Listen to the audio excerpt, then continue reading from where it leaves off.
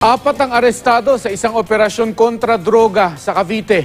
Kabilang sa mga hinuli ang isang nag-awol na pulis at professional basketball referee. Makibalita tayo kay Darlene Kai.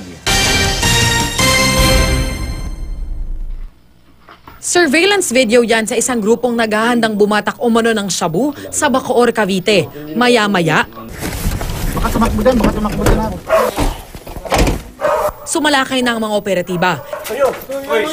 Sir, wala ako, sir. Hindi ako, sir. Sir, wala ako, sir. Wala ako, sir. Sir, wala ako, sir. Wala ako, sir. Sir, wala ako, sir. Sir, taga ako. Hindi nakapalagang apat na suspect. Arestado sina Jerome Canlea, nag-awol na pulis, Eric Navas, Barangay Kagawad, Elino Calara, professional referee ng Samahang Basketball ng Pilipinas, at ang may-ari ng drug den na si Jason Gilias.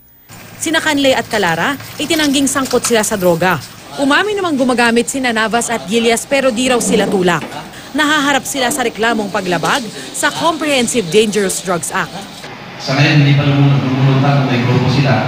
Isinailalim sa surveillance ang apat na suspect nang isumbong sila sa pulisya ng isang concerned citizen noong January 25. Yan ang mismong araw na inaresto ang isang nagpakilalang obispo na si Richard Alcantara.